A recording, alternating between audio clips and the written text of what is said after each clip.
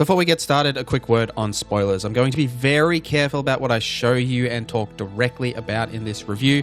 That being said, I will show some cutscenes that have absolutely nothing to do with the story, but as long as you have seen the trailers or the preview coverage, you will be fine to watch this review, just so you can get a feel for the new characters and have some context for what I'm discussing in the review. Plus, I'll touch on the new locations that have already been revealed as well. But if you just want to listen to this review without actually seeing any of the visual elements, that's totally fine. Even still, I guarantee you anything that I show you is nothing compared to the sheer insanity and depth that is Death Stranding 2. I can show you a really cool scene like this.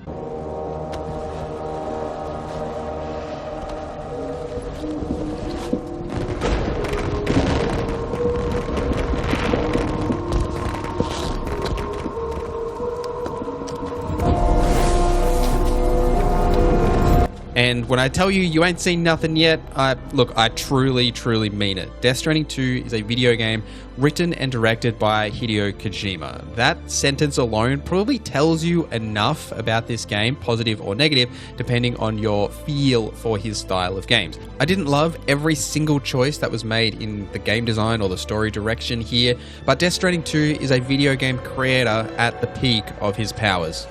Fragile? I want you to help us bring Australia into the network. And let go of me! Want to come work for me? Do you want to stay with us on the DHV Magellan? It's the good old-fashioned boss fight.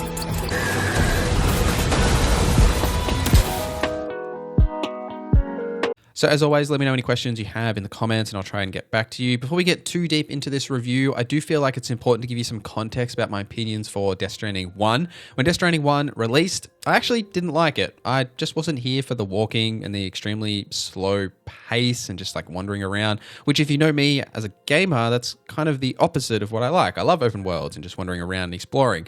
But it wasn't until my second attempt with the director's cut that I felt that I got it. Like I understood the vibe of this destroyed America and Sam's personal peril dealing with his phobia of touching and being around people, as that plays into the wider narrative of connecting the people of America again after the events of the Death Stranding.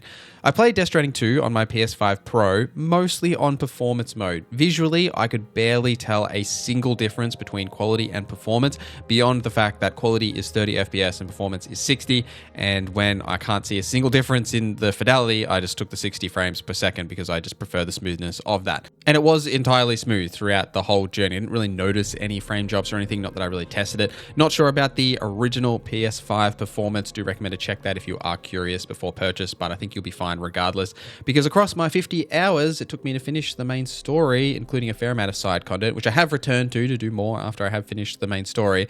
I had 0 bugs and I had a single crash. This is a smooth, crisp, high fidelity experience from moment 1 to the very end, which fits perfectly with the massive world space of Death Stranding 2.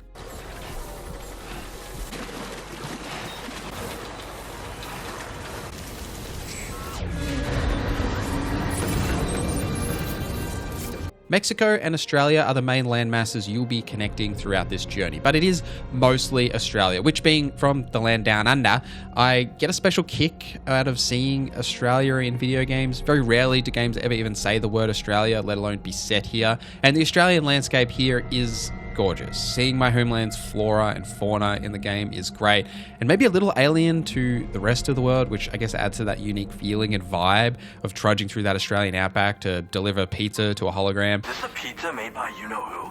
Kojima has done an interesting job of recreating Australia here. I wouldn't say it's even anywhere near close to Australia in terms of like the landmass or the natural landscapes, which I guess is fair considering the Death Stranding has occurred and like destroyed the world. I attended the talk Kojima recently did in Sydney, and he mentioned he was unable to travel to Australia during the creation of Death Stranding 2 because of COVID.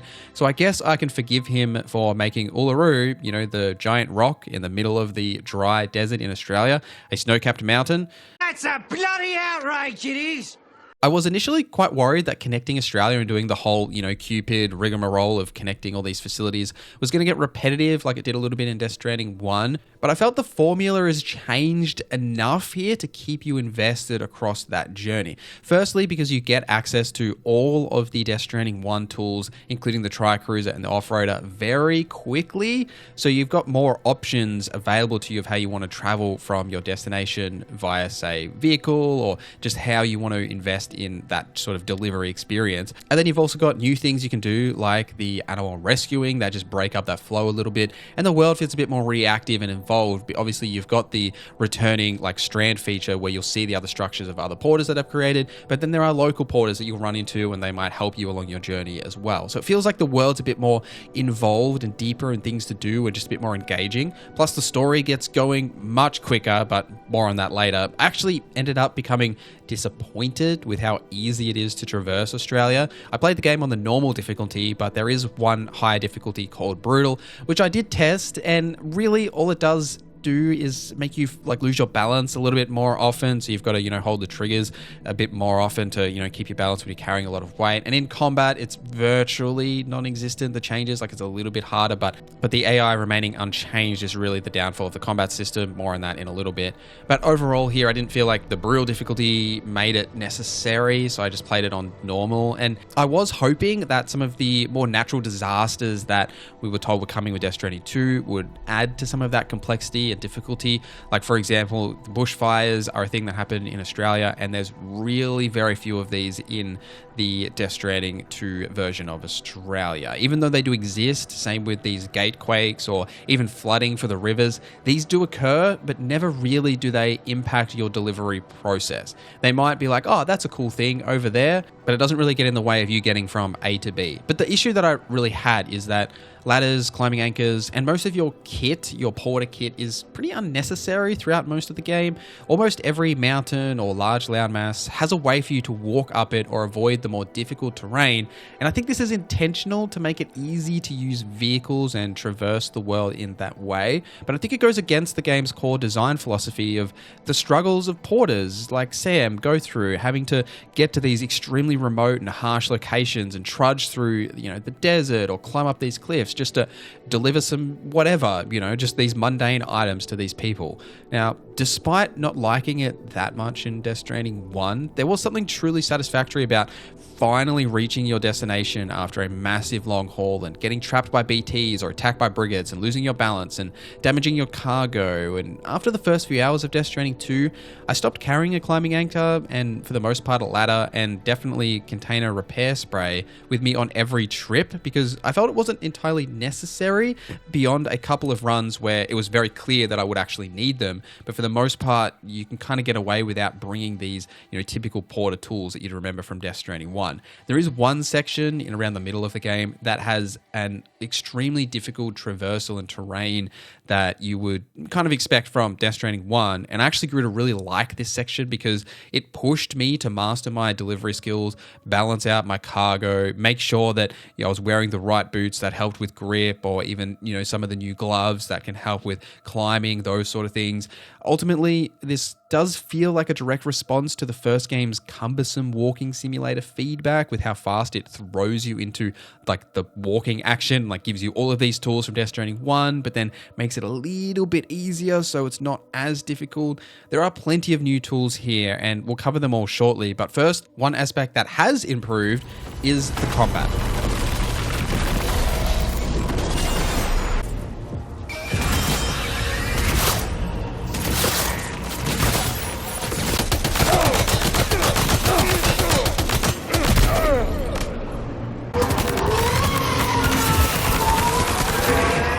So combat plays much more of a focus in Death Stranding 2, both narratively as Sam picks up the metaphorical stick to help get his point across, but also in gameplay as there are significantly more tools on your belt to deal with human enemies and BTs and the new ghost mech type enemies that are found throughout Australia. These new enemies are fun to fight, with some of the larger enemies having unique mechanics, but the enemy AI here is very basic and they'll often just stand in the open and shoot at you or simply just run at you when they see you.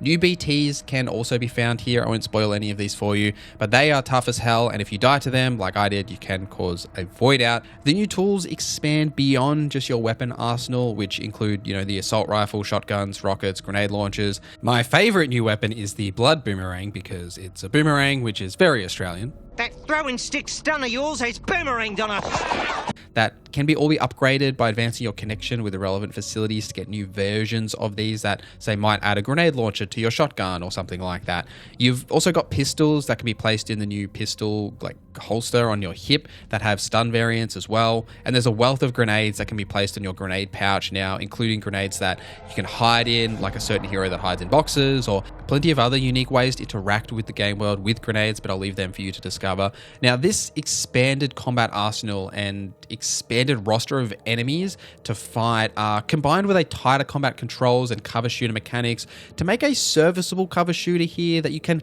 delve into if you want to. And with the addition of grass to hide in, stealth boots, and other, things like the hologram grenade, you've also got a serviceable stealth system here that you can use to enter enemy camps and collect cargo, which you'll do quite regularly, as the traditional delivery objectives have been expanded to include a lot of missions where you need to collect something from inside a BT site or an enemy camp, or other tasks like saving kangaroos from a bushfire, which I loved. By the way, just to touch on this here, there are kangaroos and other Australian outback animals that can be rescued and brought back to the animal shelter, which you can visit. And it's basically a zoo. They'll give you a little bit of backstory about the animals, like, what sort of habitat they live in, and they'll just be chilling out at the animal shelter. Really love this stuff, and just love the change of pace of it when you're just wandering around and you see an animal and you go over there and, you wrestle it to the ground, which is kind of weird, but you then rescue it, take it back to the animal shelter. And, there are other diversity in the delivery objectives, like cargo that you can't submerge, cargo that has to remain horizontal, so you got to figure out how to carry it that way, or hazardous cargo that can explode, traditional fragile cargo, and the likes as well. But the diversity of this cargo types is also extended to the delivery objectives. A lot of the missions in the main story follow the traditional method of picking up cargo and just, delivering it to the other side, but then they spice up the objectives with these new tasks here and there that keep it feeling a little fresh. Like, for example, having to rescue someone from an enemy camp and then having to carry their body back to a facility, or carrying pizza, which has to be carried horizontal, but you're on a 5-minute time limit because you've got to deliver the pizza hot. But there's a BT site right through the delivery objective, so how are you going to get there within that 5-minute time limit? Commonly in Death Stranding 1, I felt a little fatigue before Deadman had finished telling me about where I had to go next and what I had to do. But here I was often excited about this next main mission to see what I would actually be doing, because their tighter combat loop and the diversity in the orders here, and having actual missions that are focused on combat or focused on stealth or focused on whatever, changed enough of that flow and kept it with a bit more of a nuanced feeling, as you have a little bit of freedom in terms of what you want to do. And this extends to the sub orders, which are your side quests, or your standard orders, which are your repeatable deliveries used to increase your standing with the facilities to get new unlocks. More on that in the progression section. But if you ever wanted to try something new or spend time in an area, I was able to find something different to do, or even just explore, as there are things that you can find that aren't marked on your map. Like new facilities to connect new areas to the chiral network. There are mines where you can harvest resources to help you build roads or monorails. The additional means of travel here, like the monorail and the roads, are obviously fantastic. The monorail is just a ton of fun, but there are other ways to fast travel as well, without cargo, sadly. You can do it with cargo, but you do lose a lot of likes and the ability to get S rank when delivering. But this gives you ways to reach faraway locations easily, so you can do whatever task you're trying to do. And say if you just want to go back to an area and keep leveling it up, unlocking roads, whatever, you can fast travel back there and easily do that, which I really liked. I've actually been completing all the roads and the monorails in the early areas of the map to help you guys out when you actually jump in, because of that porter connection feature that returns here. And it's always fun seeing other porter structures and helping each other build things. Like someone's built half the road and I go and build the other half, and you feel like you're building things together and you're working towards the objective together, which I did like. Now, just the last couple of notes on combat. The boss fights here are all exceptional beyond the fact that some of them get a little bit repetitive, especially a certain type of like BT monster that I think returns like 3 times and you fight it multiple different times, which is a little disappointing. But the tighter combat controls here just do keep it feeling a little bit fresh, but I've never really liked just trudging through the tar and walking slow and then fighting these BTs. But overall, these fights are a little bit smoother here because of the tighter combat controls, especially because it's rewarding, because if you spend that time to progress Sam, these fights go much, much quicker.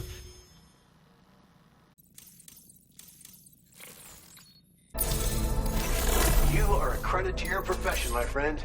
So progression for Sam across his journey has been significantly enhanced with improvements to Sam's overall kit or his skills by his Sam's stats, which will level up just by use. So for example, if you really like shotgun, simply using a shotgun will increase your accuracy and like your reload speed. And then there are the APAS enhancements, which are basically passives that you can toggle on and off depending on the delivery you're about to go on, which as you progress, you'll unlock new enhancements as well as increase your currency, like the amount of these that you can actually slot at once. This gives you some choice, not only in what you bring on your order, like your basic fabricating of items, but also your buffs. Say for example, you know you're going to go into an enemy camp and into combat. Well, you probably want to slot the aim assist enhancement and increase your reload speed. Maybe you're going into stealth, like you want to try and stealth it, then maybe slot the improved motion sensor and enemy tracking or the noise suppressant enhancements. There's options for any sort of play style, which I really appreciate. These enhancements and skills are improved over time as you unlock new facilities and progress, which in turn unlocks new tools like new active skeletons, and my favorite being the boost skeleton, which makes you run really fast and jump really far, new weapons or upgrading the tier of your weapon, or structures to build, or even the new backpack customizations, which also give buffs like a solar generator to regen your battery or extra ammo pouches. There are even little figure accessories that you can attach to your backpack, which give small buffs. There are unique hoods that add little features like being able to swim, or even give buffs with hats, like this hat that increases Sam's stamina, but he'll say Pecco all the time, which is just absolutely hilarious, and I almost never took this hat off once I found it. Beckham. As you gain these additional stars with the facilities, you'll gain these improved variants of tools and brand new ones that really make it worthwhile to invest in these facilities, as you kind of don't really know what you're going to get, but also there's plenty of actual tangible upgrades here that you do want to get beyond the dopamine rush of getting likes. Up until this point, I've really described a lot of the game's systems and mechanics and given my opinion on them, but hey, that's a review. But what I don't think I have properly expressed to you is that Death Stranding 2 is less about what you're doing moment to moment and the mechanical depth of how it's expanded since Death Stranding 1, but that feeling you have when you're simply walking, hearing the sound of the snow or the dirt under your feet, being careful not to lose your balance as you stumble down a hill, seeing lost cargo that another porter dropped and taking it with you to help out, even though you're already overloaded and it might tip you over the edge, but you keep on keeping on. And then almost perfectly timed, when your mind starts to wander, Woodkid hits with a new song, an incredibly purposely chosen piece of media that just hits a high and a feeling that just, it's euphoric, it's like blissful determination, it's everything. Like, it's a vibe, truly. There's these moments that make Death Stranding what it is in my mind. And that's something that's really hard to articulate in a review, and hopefully someone that is significantly better YouTuber and writer than me can do it in a meaningful way. But there is just something about that loneliness and that feeling of connection as Sam wanders through the wilderness and connects these facilities together and brings people onto the network. And the way that you struggle throughout this journey, but the music uplifts you, and the sounds that you hear from the animals or just trudging through the wilderness. There's just something to it, and I don't know exactly how to describe it, but it is also the incredible acting and the batshit insane story that Hideo Kojima is taking us through. It won't be long till happiness steps up to greet me. Okay. Raindrops keep falling on my head, but that doesn't mean my eyes will soon be turning red. Death Stranding 2 picks up 11 months after the events of the first game, where Sam and Lou are hiding from the UCA as Sam wants to live his life with Lou away from the chaos that is the UCA and the Death Stranding and everything that happened from the first game. Unfortunately, that doesn't go as planned when Fragile finds Sam with a job to complete for the newly formed Drawbridge organization, led by Fragile and the mysterious Charlie, to link up Mexico and then Australia. Whatever happens next, I'll leave for you to discover. But across this journey, Sam will meet returning characters and new ones like Tomorrow, played by Elle Fanning, Rainey, played by Shiola Kutsuna, and Tarman, played by the Australian director George Miller. You'll have to excuse me if I don't shake your hand. Who was actually a bit of a letdown. Tarman has a lot of lines here, and it unfortunately feels like George Miller is just sitting in a booth reading his lines a lot of the time, which is a little disappointing considering how incredible the rest of the cast is. Sam's social awkwardness and struggle to try and connect and deal with some very serious emotions is once again at the core of the story, and often leaves you feeling empathy for Sam as he deals with that trauma from the first game and other events while you assemble your ragtag crew on the DHV Magellan. Having a portable base like the Magellan that everyone is always on really adds to the journey, as instead of feeling constantly alone like in Death Stranding 1, you've got that crew that's there if you need them, and throughout the story you'll return to that environment, learn more about their characters, and people can constantly bounce off each other and just generally have these really nice character moments and just story progression through this like group together. Speaking of, if you're worried about the complexity of the lore and like understanding it all, which look, honestly, if you do understand it all just right out the gate, seriously credit to you. But if you struggle like me, the new Corpus system allows you to pause cutscenes and read all about the various nouns and like other made up things in this world, except that doesn't stop Hideo Kojima from over explaining things, which is typical for his games, but sometimes got a little bit on my nerves. Especially Kojima's overall plot and lore writing is incredible, but he often gets stuck in the moment-to-moment dialogue of repetitive lines, like over-explaining how something works or just repeating the same information. This does slow the pace and becomes frustrating sometimes. I really gotta deal with this shit again. Especially when Dollman just yaps on.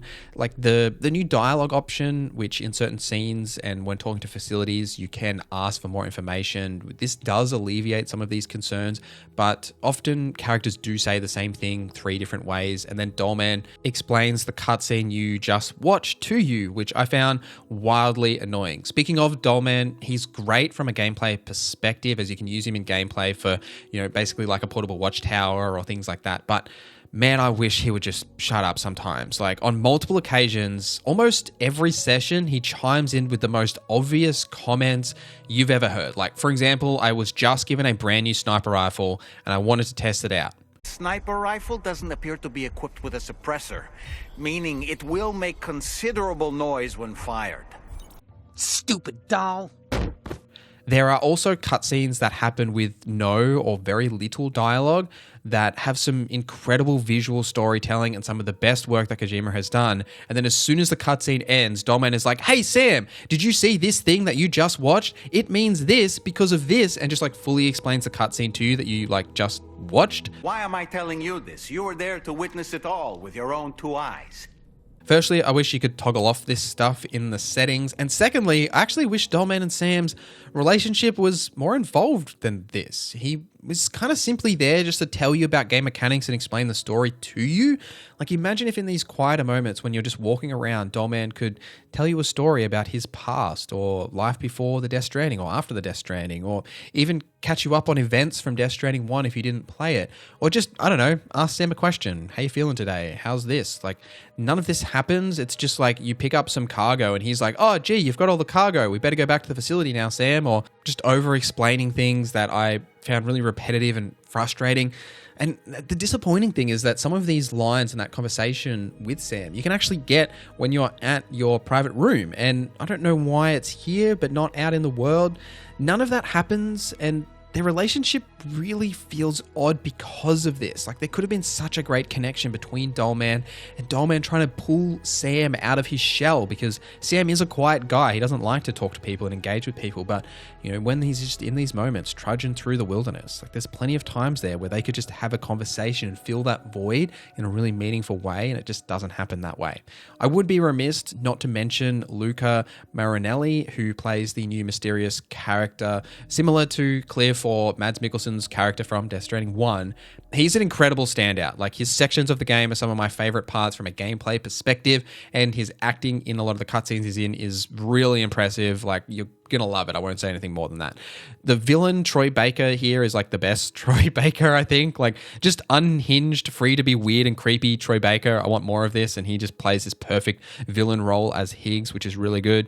The finale is like peak fiction and gaming singing in harmony. Like, literally worth the price of admission just to see the finale. Like, I'm telling you, some of the cinematic direction from a gameplay perspective and from a cutscene perspective is just things you've never seen before in a video game, and man, it was so good. Also, the music is just on another tier here. Woodkid especially, you may remember him from that banger, that Arcane song from Ashes to Blood, but him and the rest of the artists here are just incredible. The music player, allowing you to like replay songs at any time as long as you're connected to the chiral network, just adds so much of this experience. Death Stranding 2 is a cinematic journey through the Australian outback, filled with twists and turns and incredible vistas and scenery to get lost in, and the most insane movie-like story and cutscenes that you'll experience in gaming. All of the elements that we've just talked about for 20 minutes all coalesce together to create this vibe. There's just a vibe about Death Stranding that you have to put your fingers on the sticks to experience and understand. And that is what's special about gaming. It's a medium that you need to interact with yourself to fully appreciate and understand. And Death Stranding 2 does exactly that. If you didn't like Death Stranding 1, I would still recommend Death Stranding 2 to you. A lot of those rough edges have been smoothed away with a much faster pace of story and action throughout, while still maintaining that core feeling and vibe we were discussing. If you like Death Stranding 1, you're in for one hell of a ride here, and I urge you to stop watching reviews and just play it when the game comes out later this week. But before you do that, make sure you like the video. Let me know any questions you have in the comments down below. Thank you guys for watching this video till the end. Thank you to our members for supporting the channel. My name is NorZZa, and I hope you have a great day.